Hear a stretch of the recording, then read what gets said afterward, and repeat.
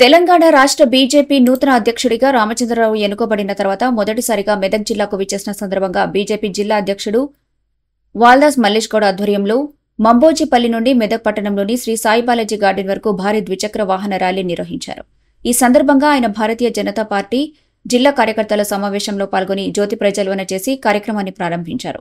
ఈ సందర్భంగా ఆయన మాట్లాడుతూ మోసపూరిత హామీలిచ్చి కాంగ్రెస్ పార్టీ అధికారంలోకి వచ్చిందని, కాంగ్రెస్ పార్టీ పరిపాలన పక్కన పెట్టి ఢిల్లీ చుట్టూ తిరుగుతున్నారని మండిపడ్డారు.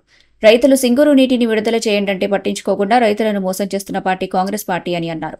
బీసీ రిజర్వేషన్పై చిత్తశుద్ది ఉంటే సీఎం రేవంత్ రెడ్డి వెంటనే రాజీనామా చేసి బీసీని సీఎం చేయాలన్నారు. రాబోయే స్థానిక సంస్థల ఎన్నికల్లో బీజేపీ విజయానికి బీజేపీ కార్యకర్తలు ప్రతి ఒక్కరూ కృషి చేయాలని దిశానిర్దేశం చేశారు.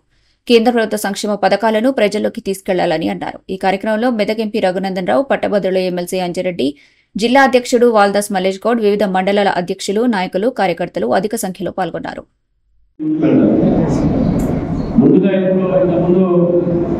నాకు మెదక్ ఉమ్మడి జిల్లాకు సంబంధమైనటువంటి విషయాన్ని రఘునందన్ గానే మన ఇంత చాలా చెప్పారు.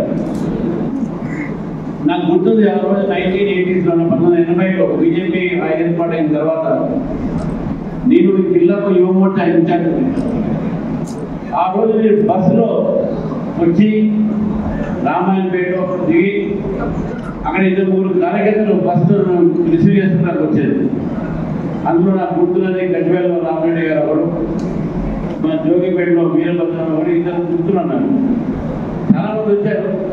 మనం వాసిరెడ్డి గారు తర్వాత రామన్పేట వారు ఎమ్మెల్యే. ఆ రోజు బస్సులో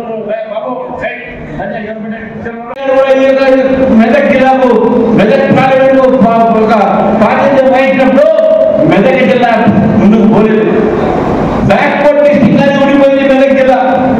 కానీ ఈరోజు రఘునందరావు గారు పార్లమెంట్ మాట్లాడుతూ మెదక్ జిల్లా గురించి మాట్లాడతారు, మెదక్ జిల్లా అభివృద్ధి గురించి మాట్లాడతారు. భారతదేశంలో అన్ని రాష్ట్రాలు అభివృద్ధి చెందాలనే ఆలోచన బీజేపీ. అందుకే ఈ రాష్ట్రంలో బీజేపీ వస్తే డబుల్ ఇంజన్ సర్కార్ వస్తుంది. డబుల్ ఇంజన్ సర్కార్ వస్తే మెదక్ జిల్లా కూడా ఉమ్మడి మెదక్ జిల్లా కూడా అభివృద్ధి మార్గంలో ఉంటుందని చెప్పి తెలియజేస్తున్నారు. ఒక రహదారులే కాదు.